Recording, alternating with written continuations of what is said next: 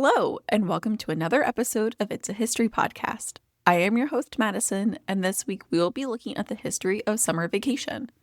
You may have heard the notion that summer vacation that we have today is based on the farming needs of the U.S. in the past, but that is not really the case.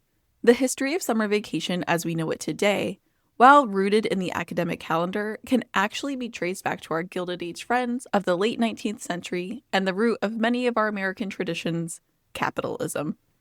Before we get into the capitalism of it all, let's take a look first at just where we all seem to have this false idea that summer vacation was based on agriculture. While it is true that rural children would be required to help on familial farms during harvest times, these times would have been shorter stints in the fall and the spring. These breaks would have coincided with the planting and the harvesting time periods. And when you look at urban schools, they had a very different school schedule compared to the rural schools, but they also included the summer break that we know today. In fact, in 1842, public schools in New York actually had 284 open days, where today's schools are only open for 180 learning days. We also have to remember that this is the time before air conditioning. So wealthy families and eventually middle-class families would escape this city heat during the summer, which in turn would make sense that the schools would be closed during the summer break. By the late 19th century, there was a push for all schools, both rural and urban, to be on the same school schedule, which resulted in the Summer Vacation Compromise, which, knowing the spring and fall needs of the rural families, does not really coincide with the farming schedule that we all still generally believe to be the reason for our summer vacation. But the summer vacation that we think about is more in line with the wealthiest of the wealthy. Our Gilded Age friends, those who vacationed in towns like Newport in Rhode Island and Saratoga in New York, created the idea of summer vacation. Before the rich and the wealthy started summering, May, June, July, and August were just the hottest months of the year.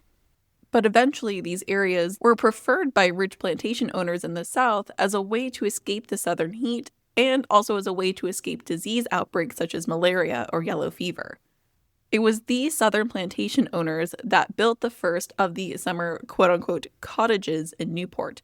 And when I say cottages, just know I am talking about a mansion-sized second home, not a cozy residence. After the Civil War, though, the Southerners were not as welcome in the summering towns of Newport and Saratoga, and this made way for the industrialist families like the Vanderbilts and the Astors to take up home in these towns. These wealthy families would put down the cash needed for architects to design some of the most impressive buildings where they would host lavish galas and balls in a 6-week summer period where everyone vacationed at the same time. This summer social season was very important for the young marriage-age girls and families to make the right connection for their children to keep a strong family line. During the Great Depression, when many of these families lost a sizable amount of their fortune, some of these homes were torn down or converted into apartments. But concerned philanthropists Catherine Warren of the Preservation Society of Newport County and Doris Duke of the Newport Restoration Foundation were actually able to save many of these homes and restore them, many of which have been opened up and available for the public to tour. If you have any interest in learning more about the Gilded Age and some of the people who vacationed in these towns, episodes 46 through about 60 of my backlog focus on the Gilded Age with people like the Astors, the Vanderbilts, and Jenny Jerome Churchill, and some other smaller episodes just about the Gilded Age in general. But back to summer vacations.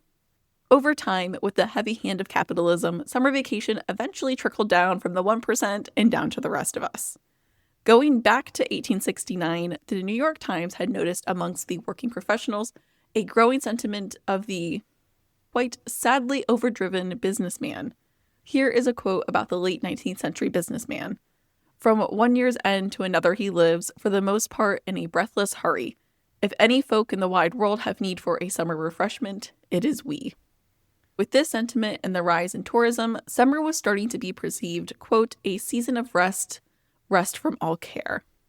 By the turn of the 20th century, summer as an entity had become more ingrained into popular American culture as advertisers started to get their hands on the concept of summer. Musicians and authors used the summer as a way to tell stories, often including the themes of nostalgia or even romance. Even companies like Kodak would attract customers with a campaign that made their cameras a way for, quote, telling the story of a summer vacation. The early 20th century was also the time where we saw the rise in unions and cities faced with overcrowding. urban planners actually began to plan activities for the working class. Cities such as Atlantic City would become a traveling destination for those close by. This is also where the rise of Coney Island and Jones Beach would come into play. These kinds of destinations would become popular with the workers from the cities and their families, especially with the momentum in the labor movement that brought on breaking up the day into 3 8-hour segments. 8 hours for work, 8 hours for sleep, and 8 hours for what we will. I have included a link in the description for our website to Time magazine that has quite the collection of images from the 1940s from a Cape Cod vacation, and they embody that classic image of a post-war time with middle-class people enjoying their time. The images certainly provoke a feeling of nostalgia, much like how the advertisers from the turn of the century wanted summer vacation to feel like, an idealized form of leisure that was accessible to some, but not all. When looking at summer vacation, we must also look at the dichotomy of who was able to have a vacation. A majority of the individuals who benefited from the union wins and the ability to experience leisure were white. The new summer tourist industry was staffed largely by the Black and brown people who were not afforded the same luxuries as their white neighbors. For many, many summers, working-class Black and brown people would travel to the nation's growing beach resort towns to work rather than enjoy. In the early decades of the 20th century, workers at these resorts reported crammed living conditions, insufficient food, and were even banned from enjoying the beach associated with the hotel they were working at during the day. The advent of middle-class individuals being able to enjoy what had previously only been enjoyed by the richest was joined by an increase in low-paying service jobs that generally only lasted for a summer season. And this is something that we can still see today, especially in those small beach towns across the coast, where the summer is bustling with business, but as soon as Labor Day hits, the business takes a steep dive down, with some operations choosing to only open during these peak summer months and stay dormant for the remainder of the year. And with that, I'm going to end today's episode. I hope you learned something new about the origins of summer vacation, from School Calendar Compromise to Working Class Revolution with a dash of Gilded Age influence. Sources for today's episode include an article from PBS titled Agrarian Roots, Think Again, Debunking the Myth of Summer Vacation's Origins by Sakia, Melker, and Sam Weber, an article from Time magazine titled A Brief History of Summer Vacation by Jackson Murphy. This is the article with the images from the 40s. And an article from History.com titled How Newport's Gold Coast Became a Hotspot for Gilded Age Elites by Dave Roos. Thank you for listening to this week's episode. If you liked what you heard, head over to Spotify or Apple Podcasts and leave a review.